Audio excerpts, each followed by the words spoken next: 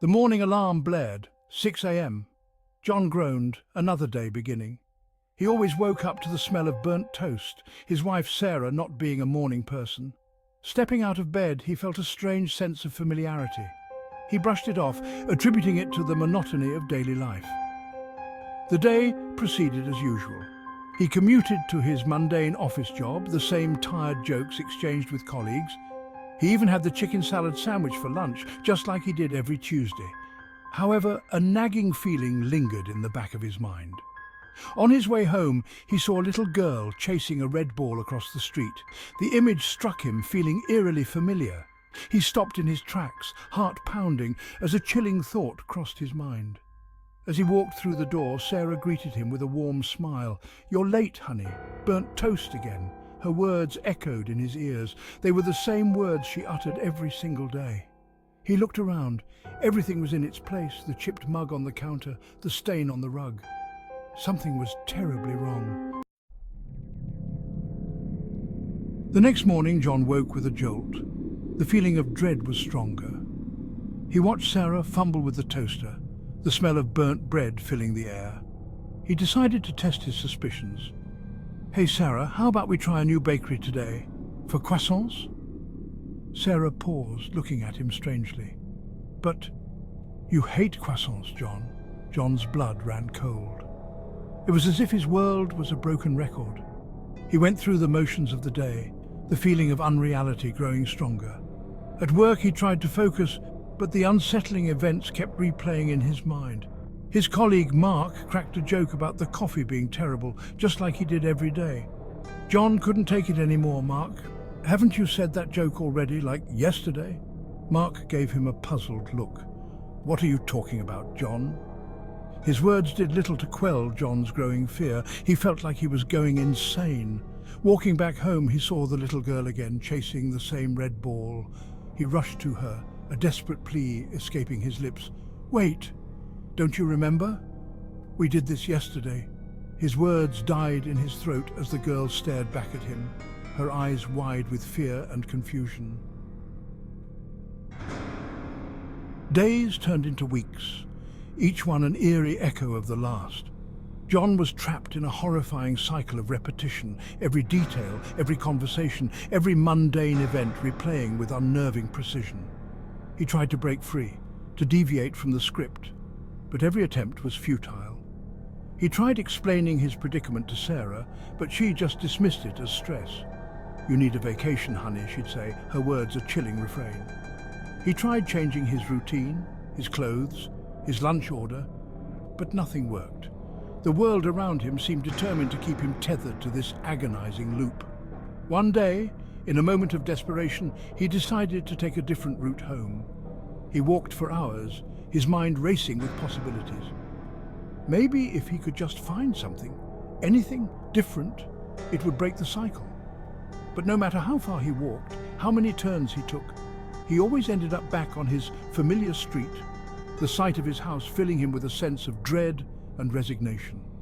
The world was a broken record, and he was the needle, forever trapped in the same groove.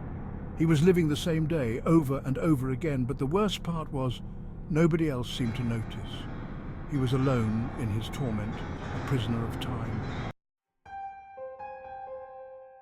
John found himself observing his life as an outsider, a detached spectator in his own existence. He could predict every word, every action, every mundane detail. His life had become a cruel parody of its former self, a horrifying performance he couldn't escape. He tried to find solace in distractions. He read books, watched movies, but even those provided no escape. The stories always unfolded the same way, the characters uttering the same lines, their fates sealed in the unchanging narrative of his reality. He was trapped in amber, frozen in time, while the world around him continued to loop, oblivious to his plight. The vibrant colours of life had faded into a dull, repetitive monochrome. He started to question his sanity. Was he going mad?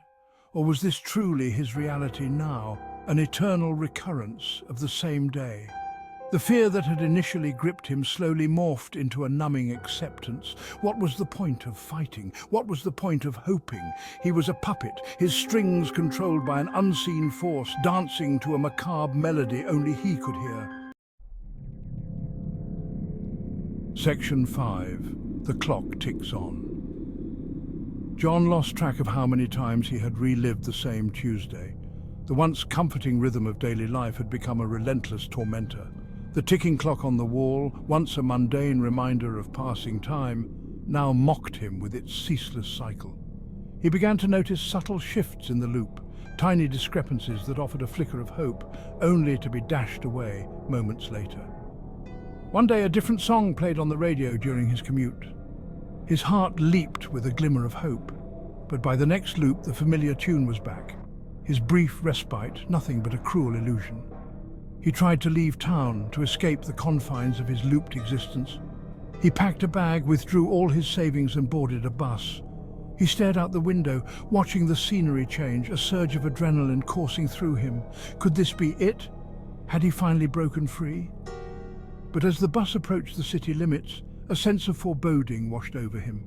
And just as he feared, the bus driver announced their arrival back at the station he had just left. His escape was nothing but another iteration of the loop, his hope crushed under the weight of his inescapable fate. Section 6. A Glimmer of Hope. One Tuesday, something extraordinary happened. As John sat at his desk, the phone rang. It was a number he didn't recognize. He hesitated, a lifetime of repetitive conversations flashing before his eyes. But something compelled him to answer. "Hello?" he said, his voice raspy from disuse. A woman's voice, filled with urgency, responded, "John, is that you? I need your help. I think I'm trapped just like you." John's mind raced. Could it be? Was he not alone? The woman explained that she was experiencing the same looping Tuesday, the same horrifying repetition. They exchanged details, each confirmation sending chills down John's spine. For the first time since his ordeal began, a flicker of hope ignited within him.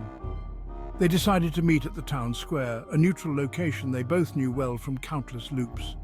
As John made his way there, he couldn't shake the feeling that this was it, his chance to break free from the loop. He clung to the woman's words, her existence a beacon of hope in his otherwise desolate reality. Section 7. Desperation sets in. John arrived at the town square, his heart pounding with a mixture of fear and anticipation. He scanned the faces in the crowd, searching for the woman who held the key to his escape. Minutes turned into an agonizing hour, but she was nowhere to be found. He called her number again and again, but it went straight to voicemail. The hope that had blossomed in his chest withered, replaced by a crushing sense of despair. Was it all in his head? Had the loop played another cruel trick on him? Days turned into weeks, each loop a painful reminder of the phantom phone call and the elusive promise of escape. John fell deeper into despair, the memory of the woman's voice both a torment and a cruel tease. He was trapped, alone in his cyclical hell. The world around him continued its monotonous dance, oblivious to his suffering. He was a ghost, haunting the same day, forever tethered to a reality that refused to acknowledge his torment. Section 8. Acceptance and Fear. John stopped fighting. He accepted his fate, resigning himself to the endless loop. He went through the motions, his life a pale imitation of its former vibrancy. The fear that had once consumed him now coexisted with a strange sense of acceptance. He found a perverse comfort in the predictability of it all. The knowledge that no matter what he did, the loop would reset, and he would be back at the start of his personal purgatory. He was a prisoner of time, but in his acceptance he found a strange sense of freedom. But a new fear began to creep in, the fear of the unknown. What if the loop were to break?